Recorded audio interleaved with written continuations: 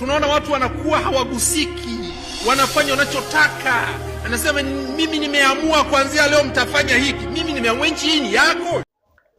Karibu sana msikilizaji katika kituo chetu hichi, ili niweze kukufahamisha kuhusu yale ambayo yameweza kutokea katika siku ya leo.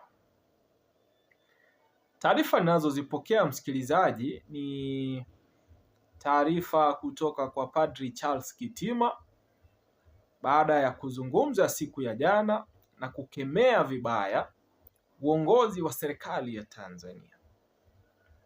Padri Charles Kitima amekuwa msikilizaji katika mstari wa mbele katika siku za hivi punde kuhakikisha kwamba amezungumza dhidi ya maovu yanaweza kutokea, dhidi ya ukatili unaweza kushuhudiwa kutoka kwa viongozi ama kutoka kwa watu ambao wamepewa nyadhifa mbalimbali za uongozi na ambao wameweza kupeana mwelekeo katika masuala kadhaa yanaweza kuendelea nchini Tanzania. Msikilizaji,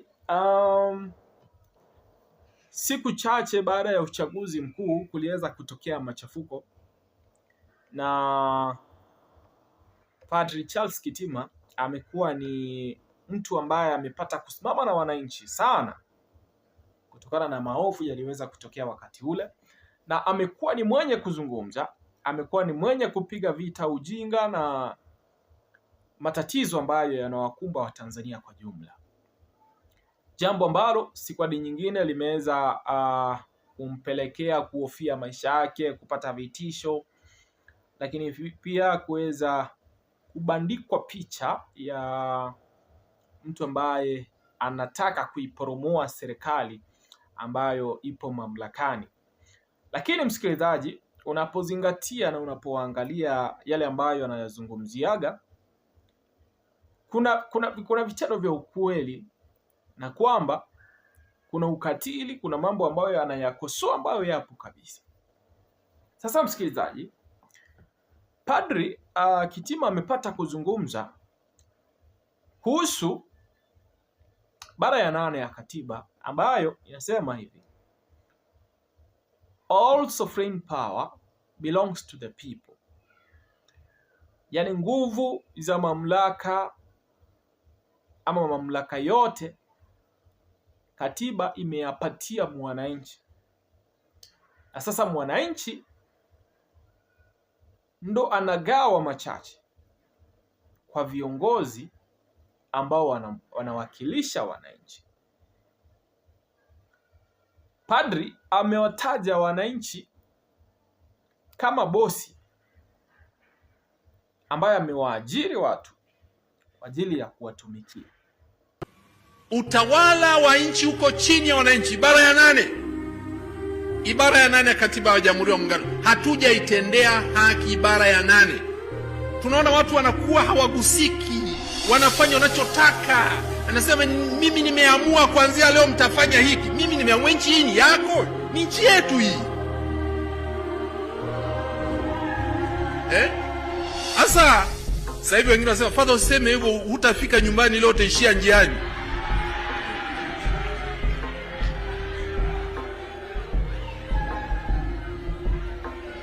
Wamesema nitafika, wapo watakao nilinda.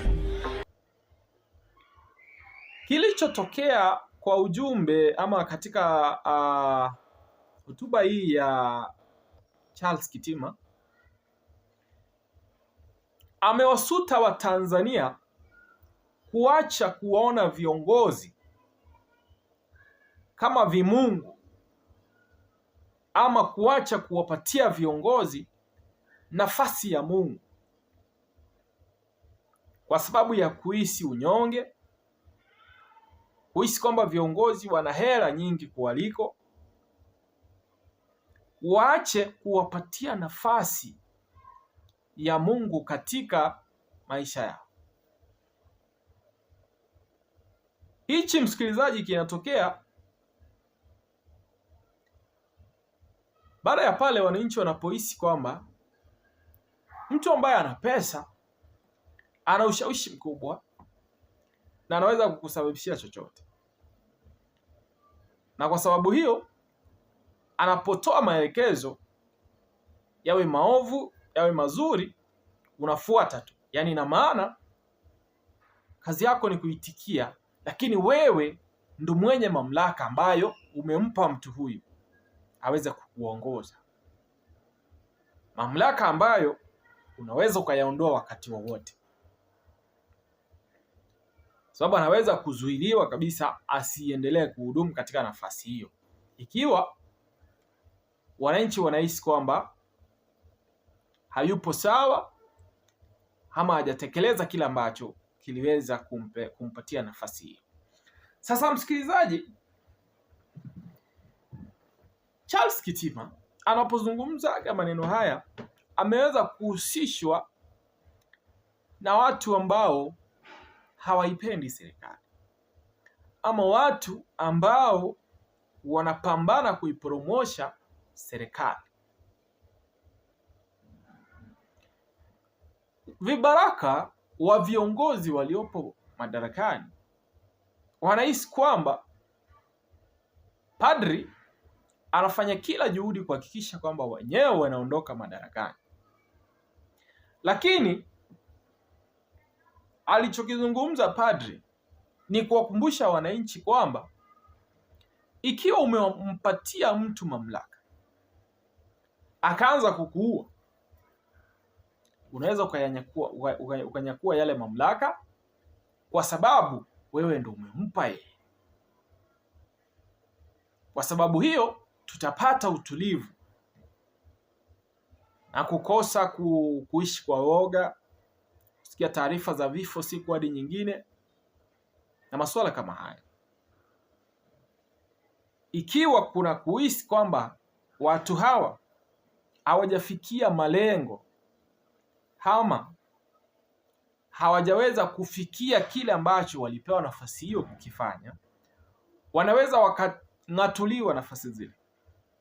Nafasi zile zinaweza zikatolewa zikapatia watu wengine ambao wananchi wanahisi kwamba wanaweza kuhudumu vizuri katika nafasi hizo. Sasa vita inatokea kipindi wale ambao tayari wana nafasi hizi na hawazitumii vizuri wanaanza kujiprotect ama kutafuta njia za kusalia madarakani.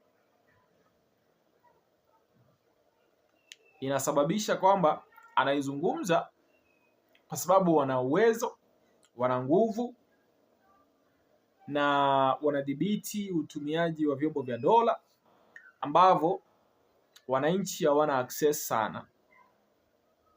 Kwa hivyo ikitokea kwamba kuna mwananchi ambaye anapasa sauti na anazungumza ukweli, wanatumia nguvu zile kuhakikisha kwamba bwana huyu ametishika, maisha yake yamepotea, na wengine wote wanaosikiliza ama wanaona kinachotendeka wanapata kusambaziwa woga, na kwa sababu hiyo kukosa kuzungumza.